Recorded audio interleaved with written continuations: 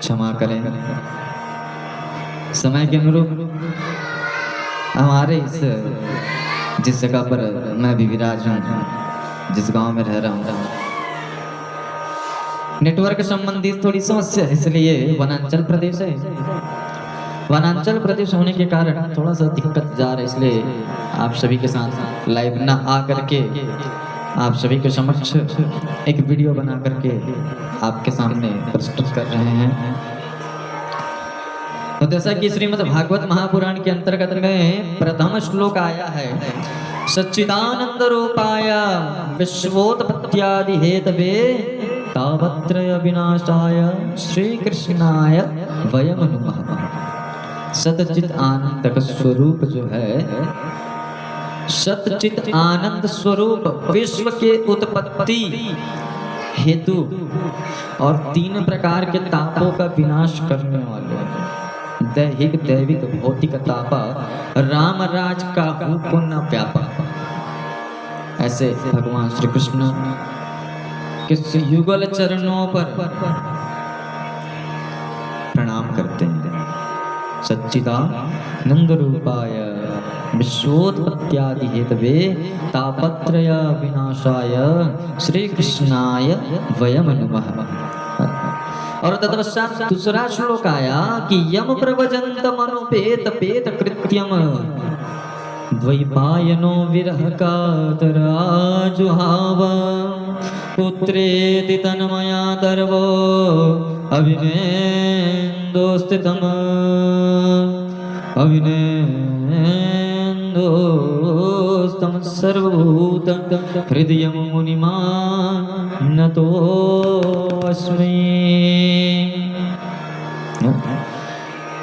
श्लोक का अर्थ बड़ा प्यारा बताया गया कि जिस समय महाराज सुखदेव जी का यज्ञोपवीत संस्कार भी नहीं हुआ था तथा लौकिक वैदिक कर्मों के अनुष्ठान का अवसर भी नहीं आया था, साक्षात भगवान नारायण के परम भक्त माँ राधा रानी जी के परम शिष्य सुखदेव जी महाराज व्यास जी महाराज जी के पुत्र बनकर के जन्म लिए थे और बिना यज्ञोपवीत संस्कार इत्यादि किए दौड़े जा रहे थे। जंगल की ओर जा रहे थे तो उस समय व्यास जी महाराज पुत्रवत प्रेम के कारण उनके पीछे दौड़े जा रहे थे और बेटा बेटा बेटा कह करके आवाज लगा रहे थे। लेकिन सुखदेव जी महाराज निरोगी काया, उनको तो इस पांच भौतिक शरीर से इस संसार से कोई लेना देना नहीं। वो दौड़े जा रहे थे ताकि मुझे नारायण की माया जो है ना व्यापे। नैमिषे सुतमासिनाम विद्याय महामतिम कथामृत शाश्वत कुशला सोन को ब्रवित। बताते हैं एक बार भगवत कथामृत का रसस्वादन करने में कुशल, इसमें भी कहा गया श्रोताओं के बारे में लक्षण बताया गया। सबसे पहले मैं तो यही श्रवण कर ले कि नैमिषेस्तमासिना मां विवाक्य महामतिम कथामृत रसास्वाद कुशला सोन को ब्रवित। कथा का रस पान करने में जो कुशल है उनको बताया गया कौन? सोनक जी महाराज। कथा श्रवण करने में 3 प्रकार के श्रोताओं का लक्षण मिलता है। आप सभी सभी को क्या सभी जानते हैं 3 प्रकार के श्रोता। तो बताते हैं कुशल मुनिवर शौनक जी से नैमिषारण्य क्षेत्र में विराजमान महामति सूत जी को नमस्कार करके उनसे पूछा। शौनक जी महाराज सूत जी महाराज से पूछते हैं, प्रश्न करते हैं कि अज्ञानध्वांत विध्वंस कोटि सूर्य समाप्रभा सूतज्ञायि कथा सारं मम कर्ण रसाय नमः मम कर्ण रसाय नमः भक्ति ज्ञान विरागातो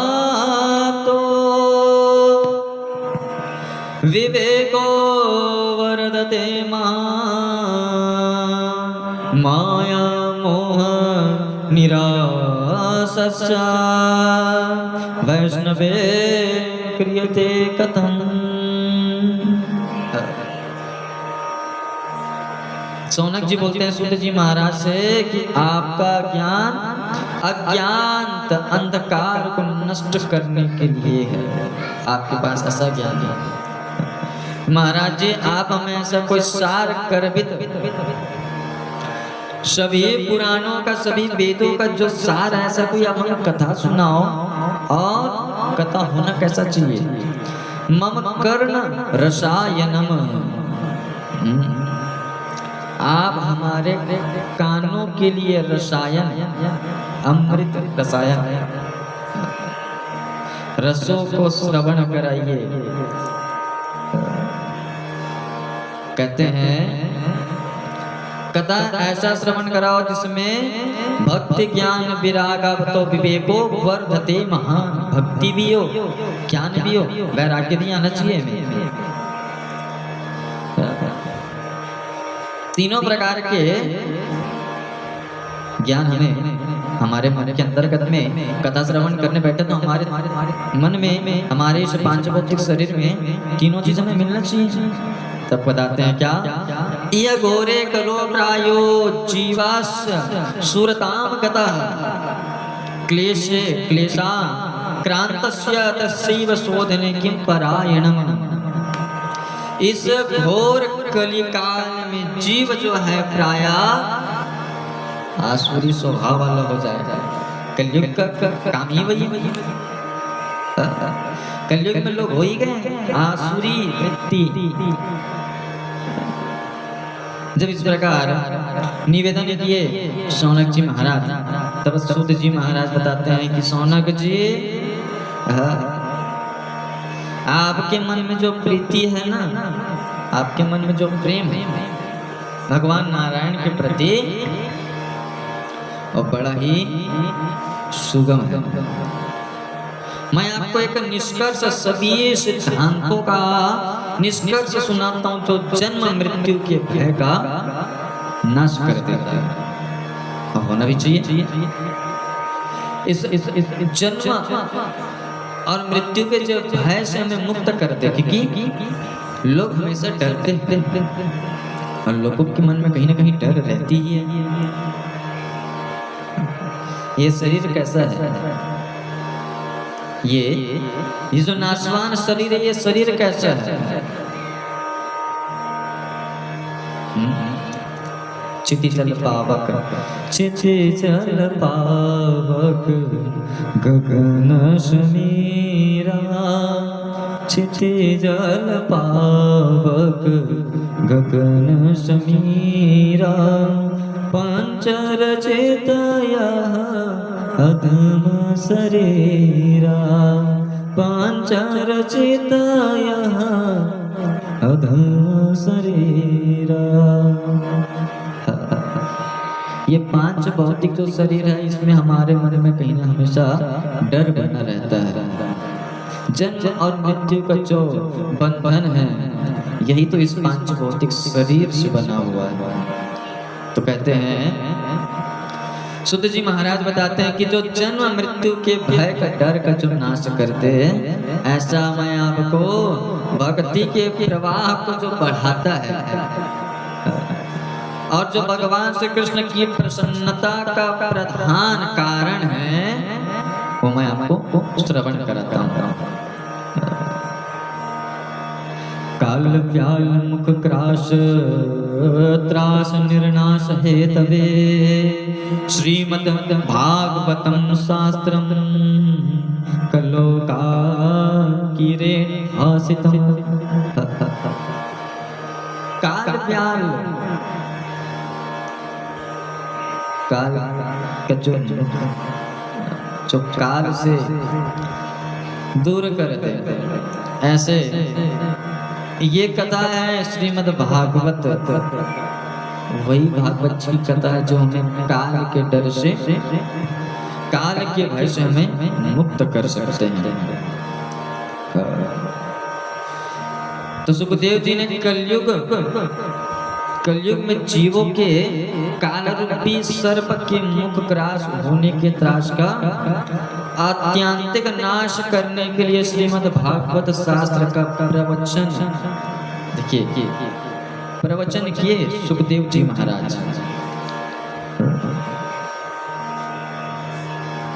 तो बड़ा ही सुंदर समय आया। कहा गया कि मन की शुद्धि के लिए इससे बढ़कर कोई साधन नहीं है। जब मनुष्य के जन्मांतर का पुण्यों का उदय होता है, जन्मांतरे भवेत पुण्यम तदा भागवतम लभेत परिगच्छते कथावकतुम संभायम संस्ते सुखे सुधा कुंभकृत्यैव देवास्तत्र समागमः। बताया गया भागवत कथा के अंतर्गत में कि जब महाराज सुखदेव राजा परीक्षित को कथा श्रवण कराने बैठे ना, तो स्वर्ग लोक से देवता भी आ गया। और देवता लेकर क्या है, एक सुधा कुंभ अमृत का घड़ा, अमृत से भरा हुआ कलश लेकर के आए और ला करके महाराज सुखदेव को देते हैं। कहते हैं कि महाराज जी एक काम करिए, इस कलश में जो अमृत है उस अमृत को राजा परीक्षित को पिला दो और एक आधा अमृत हमें दे दो। सुखदेव जी महाराज कहते हैं क्यों? इंद्र आदि देवता कहते हैं अमृत पीने से राजा की मृत्यु नहीं होगी और एक आधा अमृत हमें दे दो। सुखदेव जी महाराज कहते हैं कि क्वास्वधा का कथा लोके क्वास्वा मणिर महान। सुधा अमृत की तुलना आप कथा अमृत से कर रहे हो। जो एक कांच और मणि की कभी तुलना नहीं हो सकती। कांच का आप पत्थर मारो तो कांच टूट जाता है, इसी प्रकार फिर भी राजा परीक्षित से कहे सुखदेव जी महाराज, राजा देवता है आपको अमृत पिलाने के लिए, क्या पीना चाहोगे आप? राजा परीक्षित कहते हैं महाराज मैं समझा नहीं, कृपा करके बताइए जरा समझाइए। सुखदेव जी महाराज कहें कि राजा सुनिए, अगर इस घड़े में भरा हुआ जो अमृत है, इस अमृत को अगर कहीं आप पीते हो तो आप अमर हो जाओगे, आप अमर हो जाओगे। लेकिन अगर नहीं आप इस कथा अमृत का पान करते हो तो आप अमृत तत्व को प्राप्त कर लोगे। मतलब भगवान नारायण के श्री चरणों पर आपकी प्रीति हो जाएगी, कन्हैया जी के श्री चरणों पर। क्या करना चाहते हो आप? इस प्रकार जब सुखदेव जी महाराज कहे, तत्पश्चात सुखदेव जी महाराज देवताओं को यही बोल करके भगा दिए कि आप इसके अधिकारी नहीं हो, क्योंकि जब तक सदपात्र न मिले तब तक हमें किसी भी चीज का दान नहीं करना चाहिए। और कथा के लिए यहाँ दान किया गया है। श्रीमद् भागवत की कथा अगर सुखदेव जी महाराज राजा परीक्षित को श्रवण नहीं कराते भक्तों, तो हम लोगों के पास ये कथा नहीं आती और हम में से किसी को भी ये सौभाग्य प्राप्त नहीं होता कि हम कथा श्रवण कर सके। भगवान नारायण की, भगवान हमारे माँ की बिहारी कन्हैया की कथा श्रवण कर सके। पूर्व काल में श्रीमद् भागवत के श्रवण से ही राजा परीक्षित की मुक्ति को देख करके ब्रह्मा जी को भी बड़ा आश्चर्य हुआ था। राख्यो मोक्षम तथा वीक्ष्य पुराधात विस्मिता सत्यलोके तुलं बद्ध्वा तोलयत साधनांजया। महाराज ब्रह्मा जी को भी बड़ा आश्चर्य हुआ सोचने लगे ये श्रीमद् भागवत है क्या, जिससे राजा परीक्षित की मुक्ति हो गई। ये देख करके ब्रह्मा जी ब्रह्मलोक में बढ़िया एक तराजू लगाए और तराजू लगा करके एक पल्ले में सभी ग्रंथों को रखा और एक पल्ले में श्रीमद् भागवत महापुराण को। तो जिस पल्ले में श्रीमद् भागवत महापुराण को रखे ना, वो पल्ला झुक गया, भार से भर गया और बाकी सभी ग्रंथ हल्के पड़ गए। तब से श्रीमद् भागवत महापुराण की कथा इस मृत्यु लोक में हम सबके सामने भगवान नारायण का आशीर्वाद के स्वरूप में हम सबको पढ़ने सुनने से मिलता है और इसको पठन पाठन करने से और श्रवण करने से तत्काल मोक्ष को देने वाला ये कथा है। शौनक जी महाराज प्रश्न करते हैं, पुनः पूछते हैं कि लोक विग्रह मुक्तस्य नारदस्य स्थिरस्य च विधिश्रवे कुतः प्रीति संयोग कुत्र तय्यसा।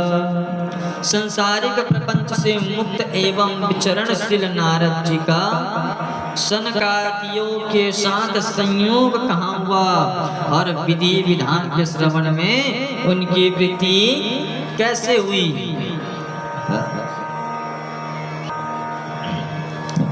शौनक जी महाराज जब पूछे तब सूत जी महाराज बताते हैं कि अब मैं आपको भक्ति पूर्ण कथा सुनाता हूँ जो सुखदेव जी ने मुझे अपना अनन्य शिष्य जानकर एकांत में सुनाया था। अत्र ते कीर्तयिष्यामि भक्ति युक्तम कथानकम्। बताते हैं कि एक दिन विशालापुरी में वे चारों निर्मल ऋषि सत्संग के लिए आए हुए थे। चारों कौन? सनकादि भैया जो हर युग में 5 वर्ष के बालक के रूप में रहते हैं। ब्रह्मा जी के ये पुत्र हैं। चारों निर्मल ऋषि आए थे वहां, उन्होंने नारद जी को देखा और नारद जी को देख करके प्रश्न करने लगे, कथं ब्रह्मा दीन मुखा कुतः चिंतातुरो भवान् त्वरितं गम्यते कुत्र कुतः चागमनं तव। ए ब्राह्मण, चारों भाइयों ने प्रश्न किया नारद जी महाराज को देखे तो, ब्राह्मण आपका मुख उदास क्यों लग रहा है? आप क्यों चिंता आतुर हो और इतनी जल्दी जल्दी कहाँ जा रहे हो?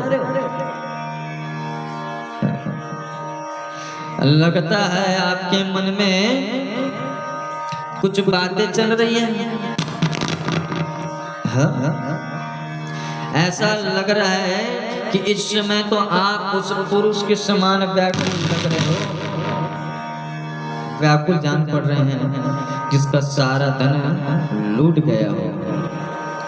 आप जैसे आसक्ति रहित पुरुषों के लिए उचित नहीं है। क्यों? क्योंकि आप अविवेकी पुरुष हो, आपके मन में किसी भी प्रकार का बात नहीं। नारद जी महाराज कहते हैं अहम तो पृथ्वी या तो ज्ञात्वा सर्वोत्तामिति पुष्करम च प्रयागम च काशी गोदावरीम तथा हरि क्षेत्रम कुरुक्षेत्रम श्रीरंगम सेतुबंधनम एवं आदिषु तीर्थेषु भ्रममाणम इतस्ततः। नारद जी महाराज कहते हैं मैं सर्वोत्तम लोक समझ करके पृथ्वी में आया था। सर्वोत्तम लोक,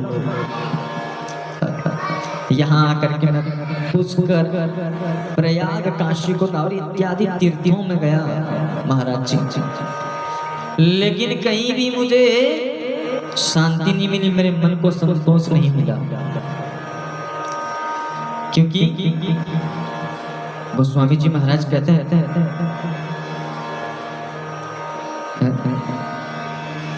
गोस्वामी जी महाराज कहते हैं कि ये जो मनुष्य का जो जन्म है, आप सबको पहले ही बताया, बड़ भाग मानुष तन पावा। मनुष्य का जो जन्म है, मनुष्य का जो शरीर, मनुष्य का जो तन है, इसे प्राप्त करने के लिए देवता आदि भी तरसते हैं। ये यही एक शरीर है जिससे हम भगवान को प्राप्त कर सकते हैं। मनुष्य का जो शरीर है, 84 लाख योनियों में भटकने के बाद हमें ये जीवन मिलता है, ये शरीर मिलता है, और उसमें भी ये शरीर मिलता है। उसके बावजूद अगर कहीं हम भगवान की भक्ति ना किए तो ये जीवन व्यर्थ हो जाएगा। यही एक जीवन है ना जिसमें हम भगवान का नाम ले सकते हैं। नारायण नारायण से कह सकते हो। स्वान की योनि में जाओगे तो आपको नारायण कह पाओगे। स्वान की योनि में जाओगे तो आप सिर्फ कुत्ते की तरफ भौंकोगे। लेकिन मनुष्य की इस योनि में आकर के, जीवन में आकर के हम भगवान को ध्यान कर सकते हैं, भगवान का नाम ले सकते हैं। इसी प्रकार तब बताते हैं नारद जी महाराज कहते हैं कि सर्वोत्तम लोग जान करके तो आया था महाराज, लेकिन जहाँ भी गया सब जगह मुझे कुछ न कुछ देखने को मिला। तीर्थों में गया, तीर्थों में व्यापार होने लग गया। पहले तो होता था तीर्थों की पूजा होती थी, लेकिन अब तीर्थों में व्यापार होने लग गया। भगवान, लोग भगवान को भी व्यापार बना लिए। आप जाइए कहीं कहीं देखने को मिलता है,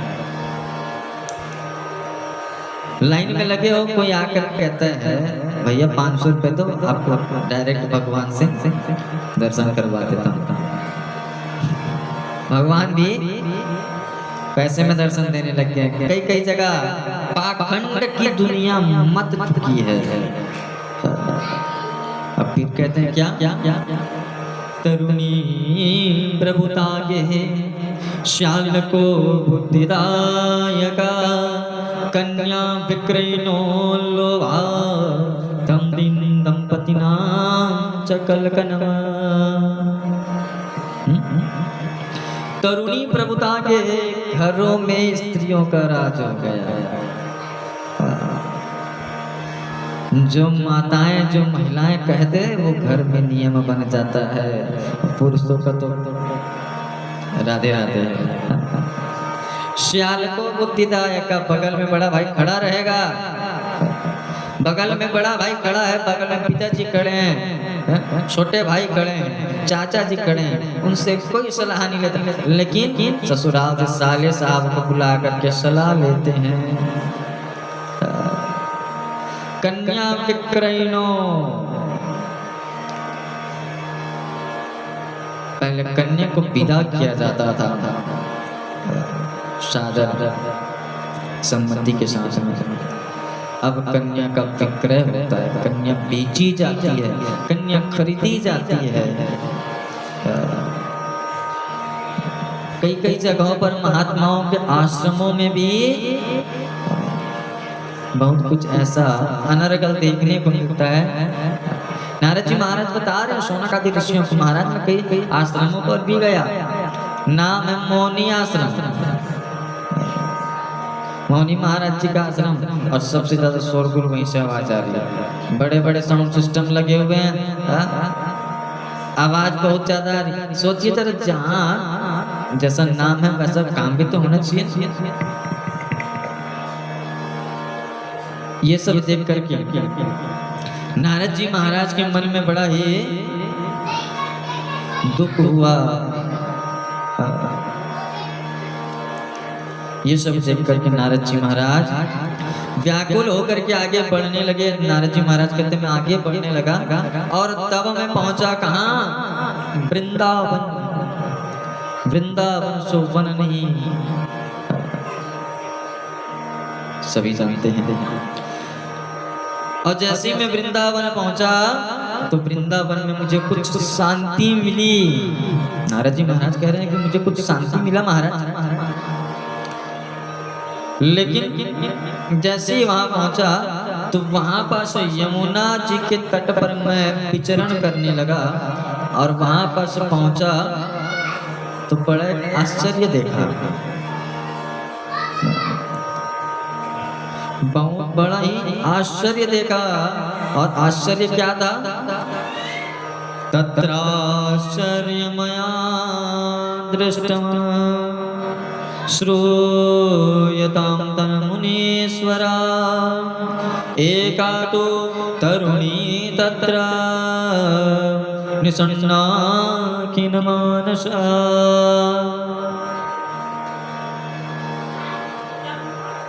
एक आश्चर्य देखा, वहां एक युवती, जवान युवती बैठी हुई है और उनके सामने दो पुरुष, वृद्ध पुरुष, वृद्धो तो पतितो पार्श्वे, दो वृद्ध पुरुष जमीन में लेटे पड़े और अगल बगल में बहुत सारी स्त्रियां जो हैं, कोई पंखा जला रही है, कोई सांत्वना दे रही है। ये सब सोच करके देख करके मेरे मन में जिज्ञासा हुई महाराज कि मैं जाऊं। क्यों? क्योंकि मैं संत हूं, संत हृदय नवनीत श्रमाना, संत हूं। मेरा मन में कहीं ना कहीं विचार आया कि हो सकता है कहीं ना कहीं इनको कुछ दुख होगा कि मैं उनके पास जाऊं। और मैं जैसे ही जाने को उद्यत हुआ उसी समय मेरे मन में ख्याल आया, स्त्रियों के बीच में एक संत कहीं चला जाए और गलती से कहीं स्त्रियां अपमान कर दे, उससे बड़ा मृत्यु कोई नहीं है। इसलिए ये श्रवण करके, ये सोच करके मैं वहां से जाने लगा। जैसे ही मैं जाने लगा तो युवती आवाज देती महाराज, कहती है क्या? भो भो साधो क्षणमतिष्ठ मंचिन्ताम विनाशया दर्शनम तव लोकस्य सर्वतांगहरम परमा। कन्या का आवाज है, उस युवती का आवाज आता है, भो भो साधो क्षणम तिष्ठ, रुको रुको रुको महात्मा, कुछ क्षण के लिए आप रुकिए। भक्ति महारानी आकर के निवेदन करती है। तब नारद जी महाराज बोलते हैं, ठीक है आप हो कौन? आप कौन हो और ये दो पुरुष कौन है? और ये आपके आसपास में जो बगल में बैठे हुए हैं ये सब युवतियां कौन हैं? तब युवती अपना परिचय कहती क्या? अहम भक्ति ख्याता इमो में तनयो मतो ज्ञान वैराग्य माना मानो काल योगे नजर जरो। अहम भक्ति रीति, मैं भक्ति हूँ, मेरा नाम भक्ति है और ये ज्ञान और वैराग्य नामक मेरे दो पुत्र हैं। समय के फेर से महाराज ये दोनों ऐसे जर्जर हो गए हैं। और ये जो आप युवतियों को देख रहे हो देवियां, ये सब गंगा आदि नदियां हैं, ये सब मेरी सेवा करने के लिए आई हैं। नारद जी महाराज ठीक है, आगे कथा फिर बताते हैं, सुनाती है। भक्ति महारानी कहती क्या? उत्पन्ना द्रविड़ेशाम वृद्धिम कर्नाटके गता क्वचित क्वचिन महाराष्ट्रे गुर्जरे जनताम गता। द्रविड़ देश में उत्पन्न हुई, कर्नाटक में बड़ी, कहीं कहीं महाराष्ट्र में सम्मानित हुई, किंतु गुजरात में मुझको बुढ़ापे ने आ घेरा। जरा घोर कलयुग का प्रभाव, पाखंडियों का राज मुझे अंग भंग कर दिया महाराज। और तब मैं कहाँ आ गई? इस वृंदावन में, इस वृंदावन में आ गई। और वृंदावन में आई तो मैं तो जवान हो गई, मैं युवती नव युवती हो गई, लेकिन मेरे दोनों पुत्र ज्ञान और वैराग्य जर्जर हो गए, इनको बुढ़ापे ने आ घेरा, बूढ़े हो गए। इसी दुख से मैं महाराज दुखी हूँ। हम तीनों साथ साथ रहने वाले फिर या विपरीतता क्यों? क्या अच्छा लगता है कि माता जवान हो और पुत्र बूढ़े हो? ये अच्छा लगता है महाराज। इसी से मैं आश्चर्य चित्त से अपनी इस अवस्था पर शोक कर रही हूँ। आपका दर्शन किया तो मेरे मन को कुछ शांति मिली, इसलिए आपको मैं आवाज दी महाराज। नारद जी महाराज कहते हैं कि मैं अपने हृदय से ज्ञान दृष्टि से तुम्हारे संपूर्ण दुख का कारण देखता हूँ। तुम्हें विषाद करने की आवश्यकता नहीं है देवी।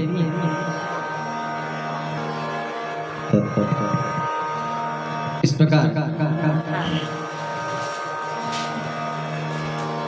जब नारद जी महाराज कहे और नारद जी महाराज देखे, नारद जी कहते हैं कि देवी सावधान होकर के आप सुनिए। कलयुग के प्रभाव के कारण आपके ऊपर ये संकट आई है, लेकिन आप चिंता ना करो। मैं आपके इन दोनों पुत्र को जागृत अवस्था में लाऊंगा। इस प्रकार कह करके नारद जी महाराज वेदों का, गीता का इत्यादियों का पाठ करने लगे। उनके कानों में जा करके कानों के पास श्रवण कराने लगे। लेकिन दोनों पुत्र सुनते, गीता का पाठ श्रवण करते और जम्हाई लेकर के पुनः सो जाते थे। निद्रा देवी का आगमन उनके शरीर में था। और इस प्रकार जब बार बार करने लगे लेकिन कुछ नहीं हुआ, तो नारद जी महाराज के मन में खिन्नता आ गई। नारद जी महाराज सोचने लगे कि आखिर बात क्या है। तब आकाशवाणी होती है कि नारद जी महाराज आप इनके लिए कुछ सत्कर्म करो।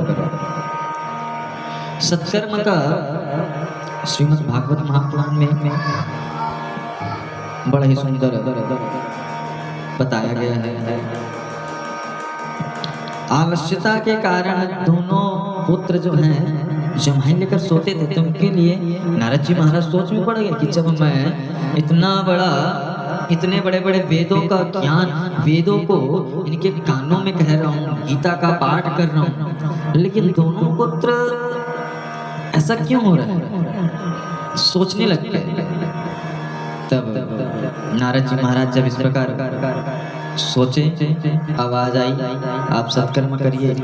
ये सुन करके नारद जी महाराज देवी भक्ति महारानी से कहते हैं कि मैं आपके पुत्र को चेतना अवस्था में लाने के लिए मैं जरूर उपाय कर रहा हूँ। आप विचार ना करो, सोचो मत। ये कह करके नारद जी महाराज चले गए और जा करके सभी ऋषियों के पास भी जाते थे और ऋषियों के पास जाकर के, मुनियों के पास जाकर के वही प्रश्न करते, सत्कर्म क्या है। सभी ऋषि कहे महाराज आपसे बढ़कर कोई ज्ञानी नहीं, और आप हमसे पूछते हो सत्कर्म क्या क्या, हमें भी नहीं पता। जब किसी के पास भी जाते, किसी भी महात्मा के पास, सभी महात्मा कहते देख करके दूर भाग जाते हैं, नारद जी महाराज प्रश्न करने आ रहे हैं और हमारे पास इनका उत्तर नहीं है। सब जगह घूम करके वो अंत में कहा बद्री विशाल पहुंचे थे, जहाँ चारों भाइयों से इनका मिलन होता है। और जब चारों भाइयों ने कहा कि नारद जी महाराज श्रीमद् भागवत की कथा वेद और उपनिषदों के सार से बनी, इसलिए उनसे अलग उनकी फल रूपा होने के कारण वह बड़ी उत्तम जान पड़ती है। वेदोपनिषदां साराच जाता भागवते कथा अत्योत्तमा ततो भाति पृथक भूता फलाकृते।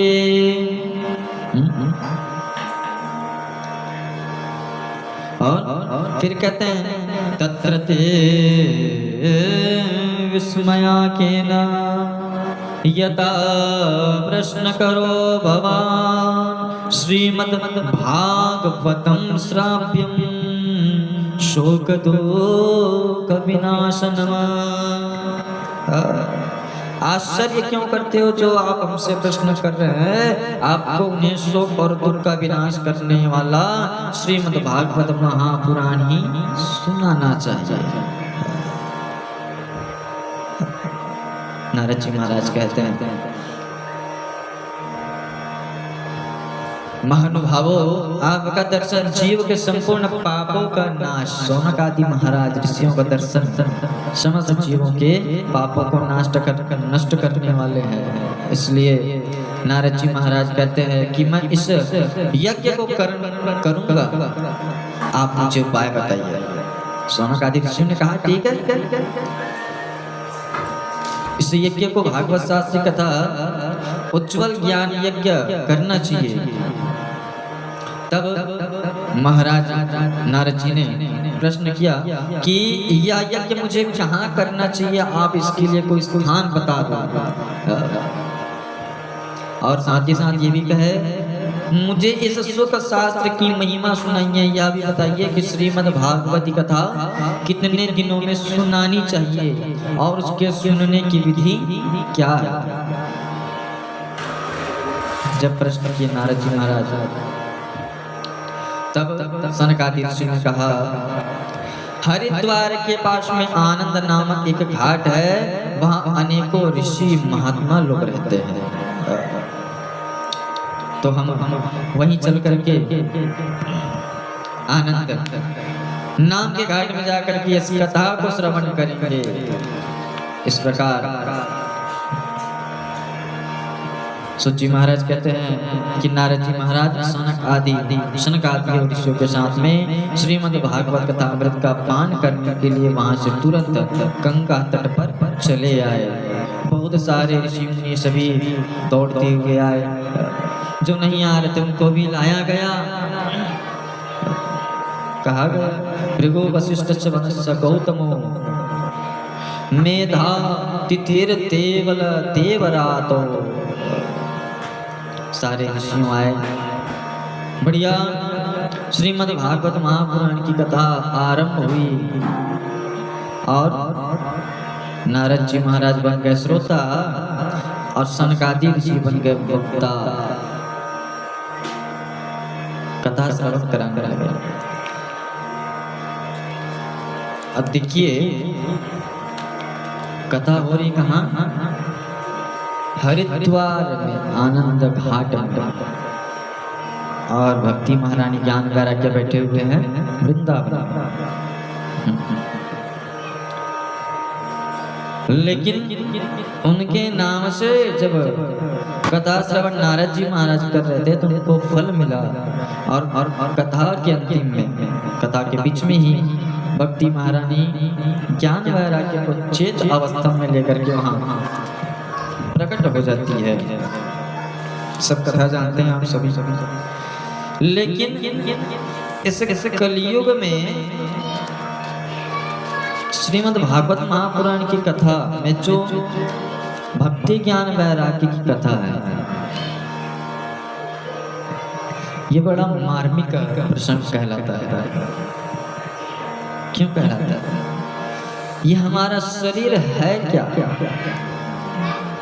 ये हमारा शरीर एक पांच भौतिक देश, इसको मान लीजिए पहले आप, पांच भौतिक देशी है ये तो। इस शरीर के अंतर्गत में ही हमें भक्ति भी है, हमारे में ज्ञान भी है और वैराग्य भी है।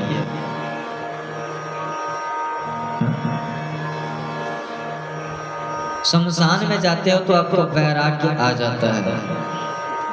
किसी को ज्ञान देना रहता है उस समय हमारे अंतर्गत में, हमारे मन में ज्ञान आ जाता है। किसी को कुछ समझाना रहता है तो, और अगर कहीं कोई अच्छा सा मार्मिक प्रसंग मिल जाए या कुछ हमारे मन में आनंद आ जाए, उस समय हमारे अंतर्गत में भक्ति का आगमन हो जाता है। इस शरीर में ही हमारे भक्ति ज्ञान वैराग्य हैं अध्यात्म की दृष्टि से लेवे तो। लेकिन हर समय ज्ञान और वैराग्य हमेशा सोए रहते हैं। इनको जगाने के लिए हमें क्या करना पड़ता है? ये कथा श्रवण ही करना पड़ता है। कहते हैं बिना मतलब ज्ञान नहीं देना चाहिए, लेकिन जब तक आप कथा श्रवण ना करो तो आपके अंतर्गत में ज्ञान आएगा ही नहीं।